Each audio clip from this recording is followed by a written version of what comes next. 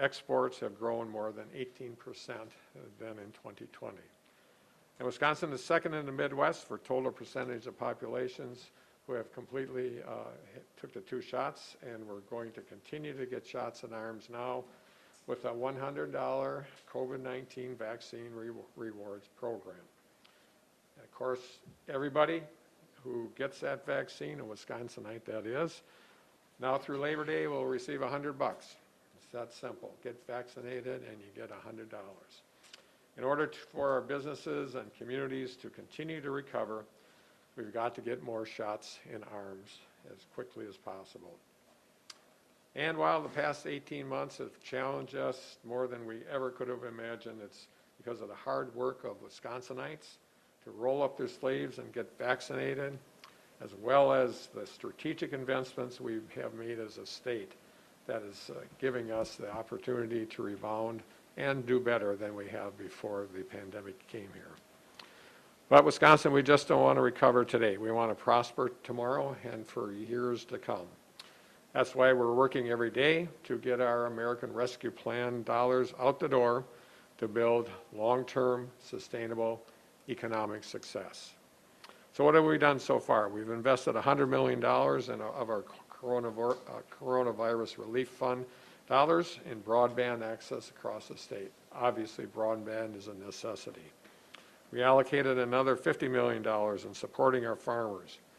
We supported up to 84,000 of our small businesses through our $420 million Wisconsin Tomorrow Small Business Recovery Program. And we supported our tourism and entertainment industry with more than $140 million for everything from lodging to minor league baseball games to live shows. And we also provided $10 million of these funds to go to the tourism industry's capital projects infrastructure. And today, I'm really excited to announce 2 new programs supported by our American Rescue Plan dollars that will again ensure Wisconsin's long-term success. The first of the 2 programs will utilize $50 million of our ARPA funds for the Healthcare Infrastructure Capital Investment Grant Program. For too many people, access to affordable care, compassionate providers, or an accessible clinic remain out of reach, and unfortunately, the COVID-19 pandemic further underscored the health disparities and gaps in healthcare access that many Wisconsinites face. This grant program works to close the gaps in care by helping local and tribal governments and nonprofit healthcare organizations build, expand, or improve their facilities. This could include building a new facility in an underserved area, or expanding and renovating an already existing facility to serve more people. And when it comes to health equity, we know it's more than just about health care. Equity depends on having equitable neighborhoods and communities, access to transportation, childcare and housing, and addressing the social determinants that impact people's health and success. That's why the second part of this program I'm announcing today is a $200 million Neighborhood Investment Fund Grant Program. The goal of this program will be to help local and tribal governments move forward on long-term solutions that connect the dots, one of my favorite sayings, from housing projects to child care solutions to expanding transit options and developing public spaces. Overall, these $250 million in new funds will help communities and neighborhoods right here in Racine and across our state bounce back and better. We're going to propel our state forward and build the sort of future that we want for ourselves with these resources. So with that, I'd like to call on my great friend and neighbor, the mayor of this city, Corey Mason, to talk more about his community's economic recovery and these important investments today. So thank you, and Corey, you're up. Thank you so much. Obviously very important to have masks on with everything going on with COVID, but I wish people could see the smile on my face right now with the governor's announcements. We're thrilled to have the governor here and have him announce these 2 grant projects here. We are in the Racine Community Health Clinic And it is a labor of love and has been a great partnership. With the city of Racine, the county of Racine, we are in space that has been built out by the Racine Unified School District. The technical college has been instrumental every step of the way in putting this together, and our healthcare providers in the area, both Ascension and Aurora, have been there on every step of it. So it's been a great community partnership.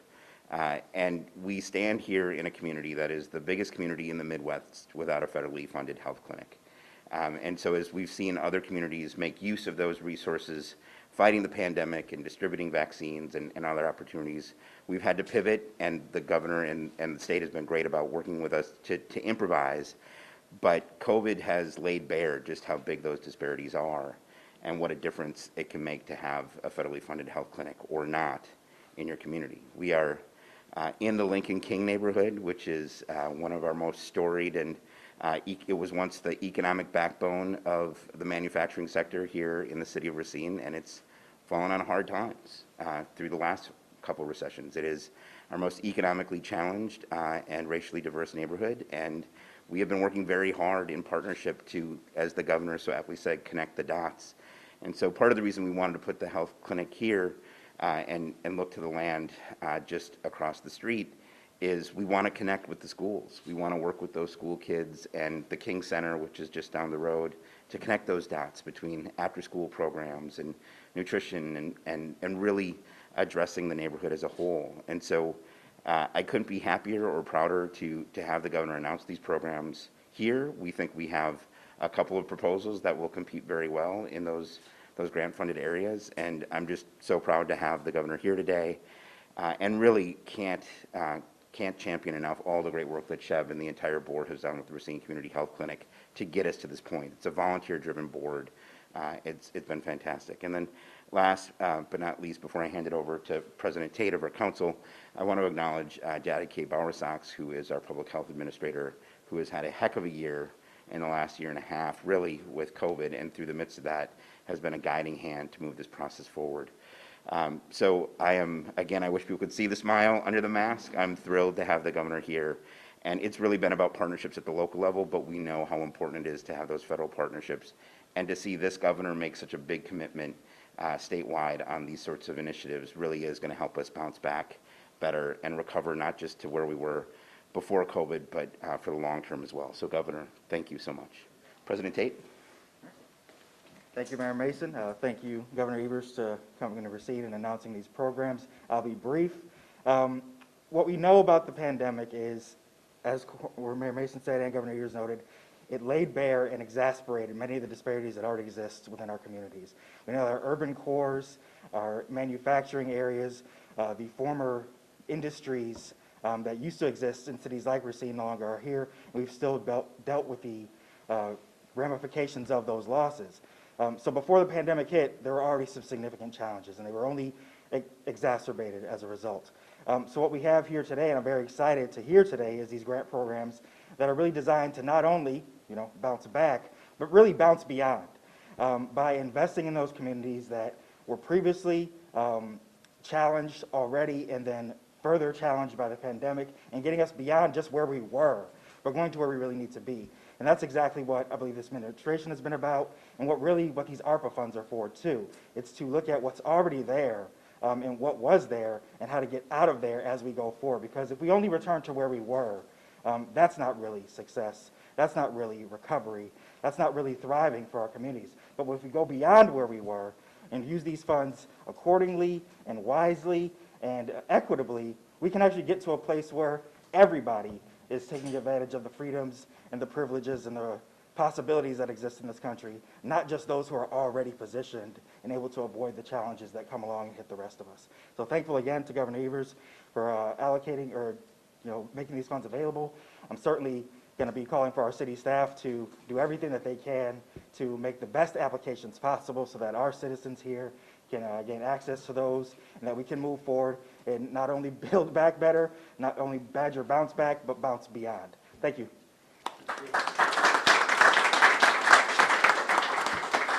Thank you, everybody. Really important words spoken by both officials here. The pandemic has laid open the gaps that exist in all areas. And these funds can be used in a real flexible way to make things happen, make things better here and across the state. So with that, I'd be glad to answer any questions people might have. Overall, where are you at, and where's the state at in ARPA distribution? Are you about halfway through, more than that? Would you give a rough idea? Well, we're making these announcements. We are probably a little over halfway of announcing the different funds. And, you know, going through the grant processes and getting money out the door, that will take a little bit more time. But as far as pushing things in a certain direction, I'd say we're a little over half. On the $100 for people to get vaccinated, what do you say to people that have already been vaccinated and say, hey, what about us? Yeah, that's a great question, because I was one of the biggest skeptics of incentivizing for that very reason. But we reached a point where we just had to move more quickly, and I frankly gave in and said, okay, we will do an incentive program that has worked in one of our neighboring states, that being Minnesota, and do that. But what I say to those of us that have already received our vaccines, thank you very much for doing what you do for not only keeping yourself safe, but your friends and neighbors safe also. You did exactly what we hoped everybody would do. Now it's up to us to get the rest of the folks vaccinated. Would you encourage other cities like Racine to develop their own incentive program? That actually sweeten the pot even more? Yes, you know, as I said before, I'm a bit of a skeptic, but the data shows from other states that it has made a difference. And I know at least one or two of our tribal nations are having an additional incentive, and so if they have the resources to do it, I would certainly do that. Yes. Does the FDA approval change anything for the state? It doesn't change our effort to get everybody vaccinated. What it does do, though, for those people who have said, many people have said many times that they're waiting for final approval, and they finally have final approval for one of these vaccines. So I'm assuming that they were telling the truth when they said that, and they're going to get right out there and get a vaccine. Last question? Any comment on Robin Voss meeting with former President Trump over the weekend to discuss elections in Wisconsin? No surprise.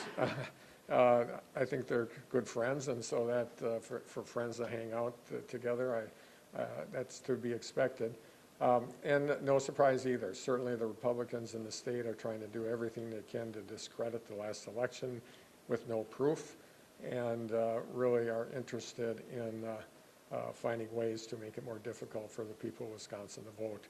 So I'm sure the president doubled down, former president doubled down with Robin Voss and said, get that done here in Wisconsin. And my response, if that's what the plan is that I'll veto any bill that makes it more difficult for eligible people to vote.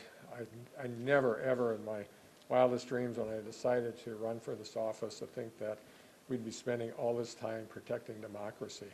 That's what this nation's founded on, and it's disappointing to see that we're in this position. But that's the hands we've been dealt, and therefore I will veto any bill that makes it more difficult for eligible people to vote. We should be looking for ways to make it easier for people to vote.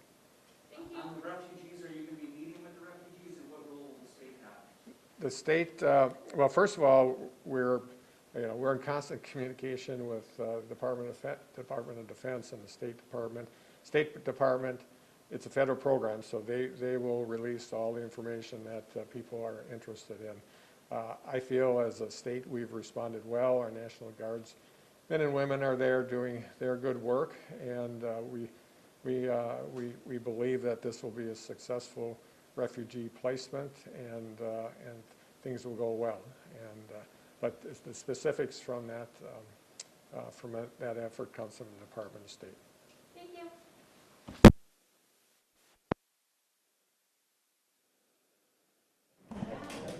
That was a great job.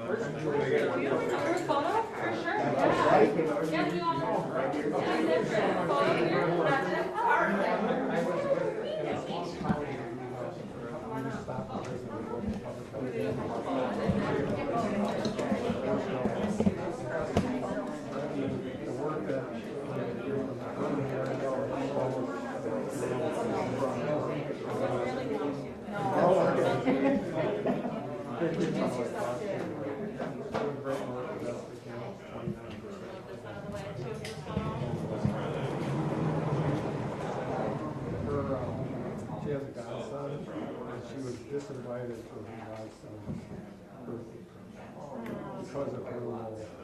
I know I'm sure you've dealt with similar things here, but I just wanted to thank you.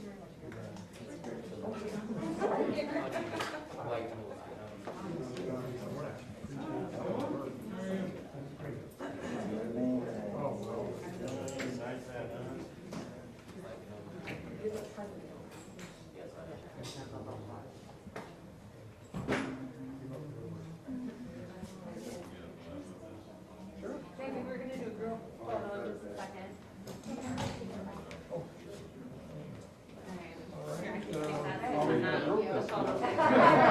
Everybody, you can all go together, right? And there, Governor, you can take a step back a little. There, you mind? I'll stop you there. Okay, so, all right.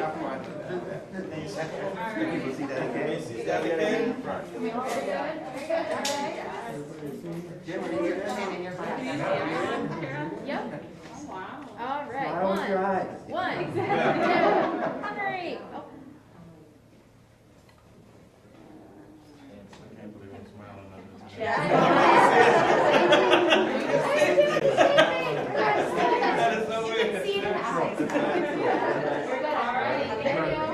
Thanks, everybody. Nice to see you, Tony. How's it going? It's going really well.